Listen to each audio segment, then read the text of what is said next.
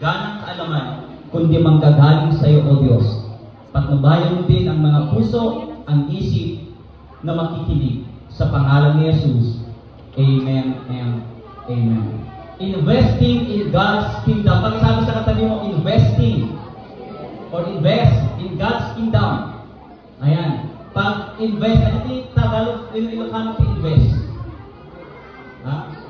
Panagurnong, paduras, ayan, itiyan yaman niya, takal ito yung itipagarian, iti Diyos, na makukuha at makikita po natin sa Luke 12:13 to 21. Sino po sa atin ang may insurance?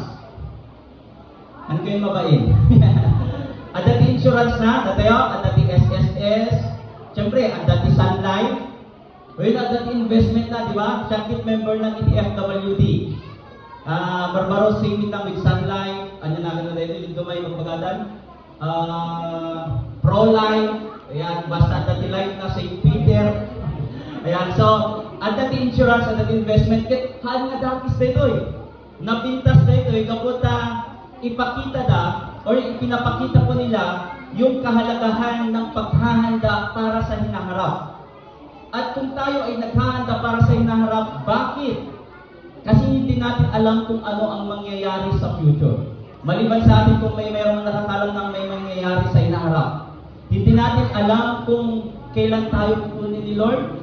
Hindi natin alam kung kailan magkaka-tsunami nung last lang. Biglang na di tsunami alert. Madamalaki di trabaho hindi balay, ano po, ay hindi namin alam, pag natuloy pala yung tsunami na yun, napada kami.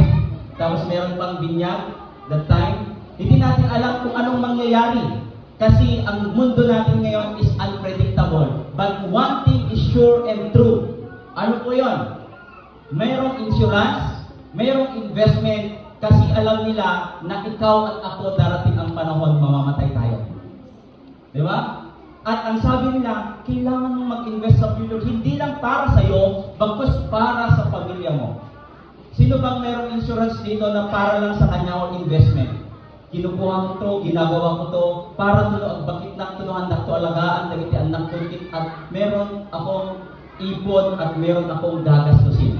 Maybe some of us, meron ganong mentality, meron ganong iniisip. But tignan natin yung kwento sa umagang ito patungkol sa pag-iipon o pag-iimbak o pag-iimpok ng kayamanan dito sa mundo. Ano po? Sa Luke 12:13 to 14. Ano po? Merong lumapit na isang tao kay Jesus at ang sabi niya, Guro, iutos nga po ninyo sa kapatid ko na paghatian na namin ang aming mana. Sana all may mana. Ano? Ibaon mo man iti kapsat ko. Tapno ikatin na iti mana. Numaminsan niya kapsat ang mana po yung ating pinag-aawayan ng mga anak. Buti na lang sa amin, awan di pamana ni Papa. Nagan na lang, hindi junior ni. Meron naman konti. Pero most of the time, katulad nung Old Testament and even nung panahon ni Jesus, makikita that even brothers and sisters, lahat ng magkakapatid nag-aaway-away, may hindi pagkakaintindihan because of their mana. And yun yung isang problema na kita. Sabi niya, gumamit pa siya ng ibang tao. Jesus, ikaw ay makapangyarihan, ikaw ay kinikilala ng mga tao, pwede bang ikaw ang mag-utos sa kapatid ko na hatiin ang mana? Minsan meron siguro, lalapit tayo kay kapitan, o kaya sa kinikilala, o kaya sa leader. Sabi niya, sabihin mo nga, bakit maaaring merong hindi magandang paghahati pag kami lang yung mag-uusap? Pero di ko alam, ba't hindi na lang sila mag-usap? Ano po? At sabi niya sa kanya, sino ang naglagay sa akin bilang hukom na tagapaghati ng mana ninyo? During that time, merong responsible person, merong judge na magsasabi, ito yung mana mo, ito yung mana mo. At hindi ko alam kung paano yung hatian ng mana noon. Kung mas malaki sa panganay, or sa hindi, or kaya naman sa lalaki at sa babae. Ano po? At pagkatapos sabihin niya ito, ang sabi niya, mag-iingat kayo sa lahat ng uri ng kasakiman. Iti Ilocano, dahil agandad kayo kadagiti aming nakita ti kinaagom. Ano po? Sa English, covetousness, sapagkat ang buhay ng tao ay wala sa dami ng kanyang iniisip ko, bakit kaya sinabi ni Jesus ito? Samantalang, nagtatanong lang naman yung lalaki. Maaaring sa puso ng lalaki, nakaranas siya ng hindi tamang partehan ng kanyang kapatid, or kaya naman iniisip niya, baka mas malaki sa akin ang mana. Kaya naisip at maaaring tinitignan ni Jesus, there is behind that, anya na kanta dito ay favor na hinihingi niya, mayroong nakakubli na kasakiman sa kanyang puso. At sinabi ni Jesus ang isang talinghaga. Merong isang tao, sabi niya sa kwento natin kanina, na ang tao ito ay umani, mayaman, umani ng maraming ani sa kanyang bukirin. Sino naging farmers dito ko kapsat? Manalon. Ayan, ato di talon na. Nabak ng manalon. Pero naging farmers dito yung not the same as the farmers. Hindi mo nga talaga hektarya, kada milyon iti-income dano nga every ano yan. Pero makita natin, ganun yung sinabi ng talinghaga. At ang sabi ng mayaman, sobrang dami na ng aking ani. Sobrang dami na ng aking kayamanan. Saan ko pa dadalhin ito? Alam ko na. Gigibain ko ang aking maliit na kawali at magpapatayo ako ng mas malalaki. Sabi niya, kahit sabi ko, but mas malalaki, hindi naman mas malaki. Ibig sabihin, many kamalig na mas malalaki kaysa sa mas maliit. At ang sabi niya, sapat na ang kinita mo or sapat na ang inani mo sa mahabang panahon. At ang gagawin mo lang, magpahinga, kumain, matulog, mag-relax, uminom. Pero ang sagot ni Jesus, doon sa hangal, sa kabiring ito'y babawiin ka ng buhay. Kanino ngayon mapupunta ang mga nilaan mo para sa iyong sarili? Ganyan ang sasapitin ng sinumang nag-iipon ng kayamanan para sa sarili, ngunit dukha naman sa paningin ng Diyos. Ibig bang sabihin nito, bawal ang mag-ipon? Hindi po bawal ang mag-ipon kung meron kang iipunin. Pero kung katulad ko na hindi nakakapag-ipon, at marami din sa atin na hindi pa natatanggap yung sahod ay nakalon na, or kaya nakautang na, ay walang maiipon. Alam po, ang sinasabi nito is hindi bawal maging mayaman, hindi bawal mag-ipon, hindi bawal mag-invest. But the thing is, kung ginagawa mo ito para sa iyong sarili at para lamang siguraduhin ang iyong hinaharap, at nakakalimutan mong magpasalamat at magpuri sa Panginoon, maybe there's something wrong dun sa motivation mo ng pag-i-invest at pag-iipon at pagkakamit ng kayamanan. Kung bawal maging mayaman, sino pang nagbibigay ng ating upuan? Di ba? Kaya sana next week meron na tayong upuan, mga sideline lang. Pero sabi niya, kailangan din natin, kung gusto natin maging mayaman sa material na bagay, kailangan natin maging mayaman sa paningin ng Diyos. In what aspect in our lives that we became greedy? We are becoming greedy. Sa anong aspeto ng buhay natin na nakikita natin? Hindi man tayo katulad kasi niyaman nung binabanggit ng teksto, pero in a small ways, mayroong pagkakataon na siguro tayo nagiging gahaman sa personal nating buhay. Sa tingin nyo, paano mga kapatid? Paano natin tinitignan na tayo ay nagiging gahaman sa mga pagpapala ng Panginoon? At ang iniisip lang natin yung sarili natin, yung personal natin, yung para sa atin, nagkakaroon tayo ng selfishness at minsan, hindi natin namamalayan na tayo sa munting paraan nagiging gahaman tayo. Minsan hindi lang sa finances, maaaring sa oras natin. Yung pagpapala ng Panginoon sa panahon natin, sa oras natin, o sa talento natin, yung ayaw natin gamitin para sa Panginoon at nagagamit para lamang sa sarili. At ayaw natin gamitin for the glory of God. Maaaring sagutin natin sa puso natin, meron bang instances o aspeto ng buhay ko na nagiging gahaman ako sa oras na binigay ng Panginoon, sa kayamanan na binigay ng Panginoon, sa talento na binigay ng Panginoon, or sa lahat ng meron ako na bigay ng Panginoon sa akin? Dalawang bagay mga kapatid ang matututunan natin sa teksto natin. Life cannot be defined by earthly possession. Ang buhay ay hindi dinidikta at hindi nakikita Many people are measuring their value by what they own. Minsan, sa buhay natin, nagiging kilala ka depende sa itsura, depende sa kayamanan, depende sa posisyon, and depende sa pananamit. Kung anong meron ka, depende sa bahay. By how much they are earning or kung magkano yung tinatanggap nila o kinikita nila. And even yung respect natin sa tao, di ba?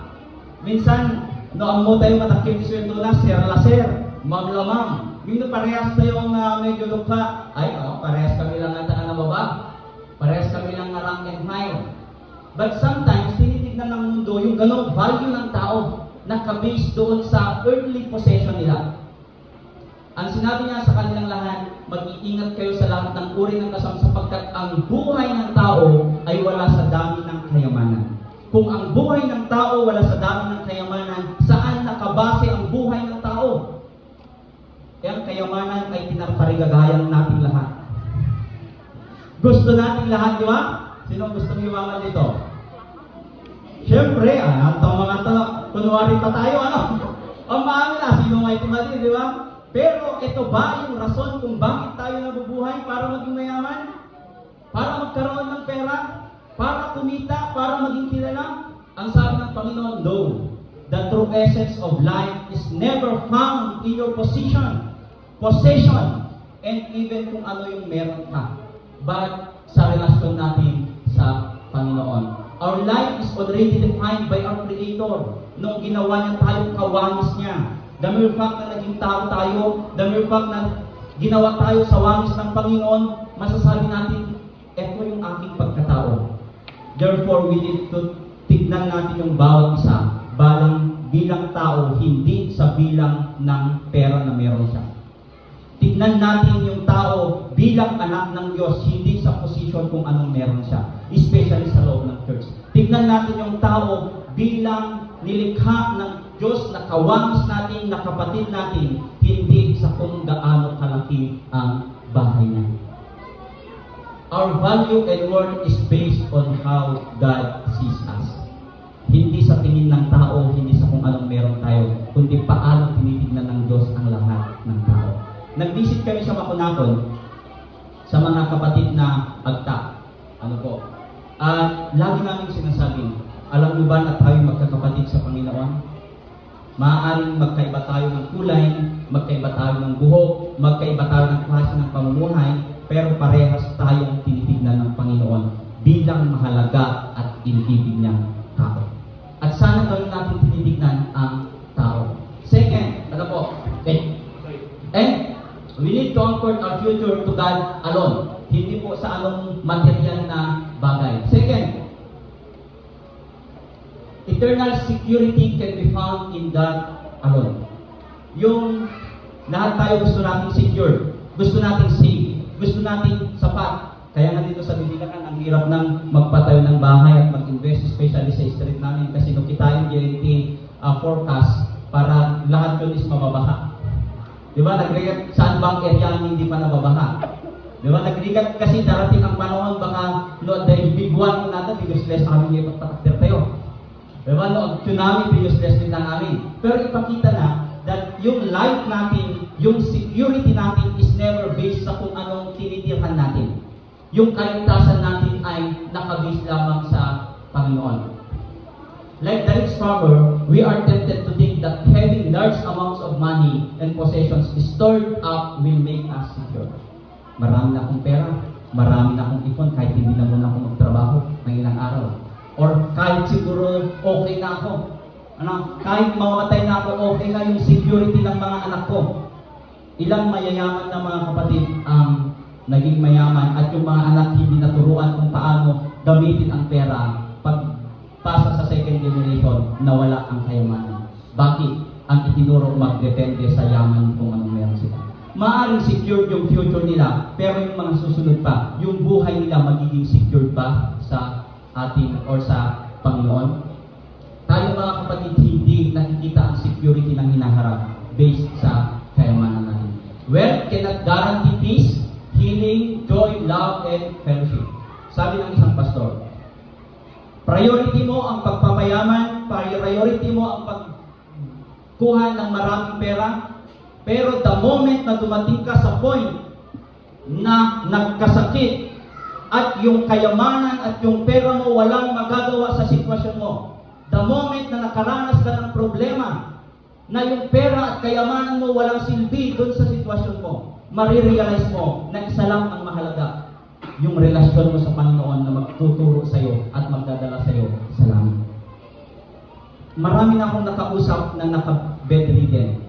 Ano yung malapit ng mamatay at naghihingalo? Never kong narinig mula sa kanila ang sabi nila, sana nag-ipon pa ako. Sana nagpayaman pa ako. Alam nyo ang sinasabi nila? Sana ginugol ko yung buhay ko para sa Panginoon nung malakas pa ako. Sana ginamit ko yung oras ko sa paglilingkod at pagsisikli nung meron pa akong kalakasan. Yung kapayapaan sa puso, yung kagalingan, yung joy, yung love, and yung friendship, hindi kailanman nababayaran at natutumbasan ng anumang uri ng ari-arian. No amount of wealth can secure our lives with God, dahil ang Diyos lamang ang magbibigay sa atin. All our possessions are God's gift to us. Kahit anong meron tayo, regalo ng Panginoon sa buhay natin. At dahil regalo ng Panginoon yun sa buhay natin, we need to be grateful. Pag-isabi sa katabi mo, you need to be grateful. Matuto kang magpasalamat. Katulad ng hangal, ano po, hindi siya na magpasalamat. Ang sabi niya, sa akin, alam ko na, para sa akin, magsasaya na lang ako, mag-enjoy na lang ako sa buhay, nakalimutan niya na yung merong ani na binigay sa kanya ng Panginoon, nakalimutan niya magpasalamat. Second, ano po? Be humble. Ano man ang marating, ano man ang meron tayo, magpakumbaba tayo. Wala tayong madadala pagkatapos ng buhay na ito. Kaya ano man yung meron sa atin, pinakamahalaga, magpapakumbaba tayo. At ang pagpapakita ng pagpapakumbaba ay ang patuloy na pagsubmit sa kagustuhan ng Panginoon. And be generous. Di ba? Be generous, mapagbigay. Hindi lang dito sa loob ng church, para sa iba. Kasi yung blessings natin katulad ng sinasabi ko kahapon sa aming Umayang Fellowship, ang kayamanan at ang pagpapala ng Panginoon ay parang paghinga lang yan. Inhale, exhale. Subukan niyo mag-inhale. Inhale, exhale. Napadasan niyo iti agamis na puro paunig? Na, puro inhale, walang exhale. Anong mangyayari sa atin? Mamamatay tayo kasi puro paloob. Ganun din pag puro palabas. Mawawalan tayo ng hininga. Ang pag-blessing is always flowing yan. Ano? Papunta at pabalik. Give and take always ang blessings ng Panginoon. At yun yung matutunan natin dito sa kwento natin ngayon. That every time that we inhale and we exhale, we will remember and we should remember yung pagpapala ng Panginoon sa atin. Na hindi lang tayo puro tanggap, hindi lang puro sa akin, hindi lang puro sa amin, kundi maaari natin ibahagi para sa iba. And lastly, ang sabi ni John Wesley patungkol sa money, earn all you can, save all you can, but give all you can. Sige, mag-invest ka, kumita ka, magtrabaho ka hanggang sa kaya natin, pero wag na wag mong hahayaan na malalayo ka sa Panginoon. Second, mag-ipon ka hanggang sa kaya mo at magkano yung budget na ipon mo. Pero hindi magtatapos doon.